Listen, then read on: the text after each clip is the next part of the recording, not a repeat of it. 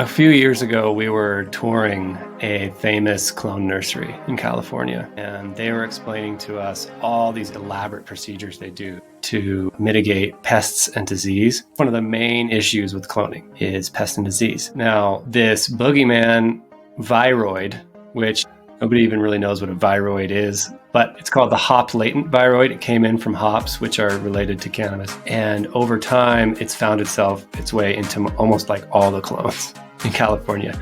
And so people have had to do these elaborate tissue culture where they take just a tiny piece of the plant, put it into agar and grow it in a lab and subject it to heat over and over again to reduce the viral load, and then bring it back into a plant form, and then they'll start taking clones off of it again. If you talk to people who are doing it, it's not 100% effective.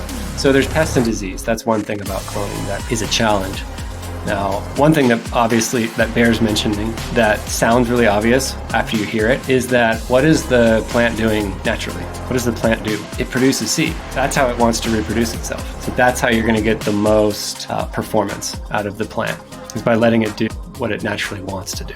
A seed plant is way more vigorous than a clone. The root structure that is completely different. They're more resilient to pests and diseases in the field or the greenhouse or even indoors. So at that clone nursery in California, where they're going through all these procedures they do for disease control mitigation, and they're packing all these orders and sending them out. I saw 80 full-time employees running around doing stuff. All those plants in acres of greenhouse, all those plants would have fit into my hands in the form of seed. So there's this huge vegetative infrastructure in the industry and in certain operations that do it themselves. But the clones have that. They know exactly what they're getting.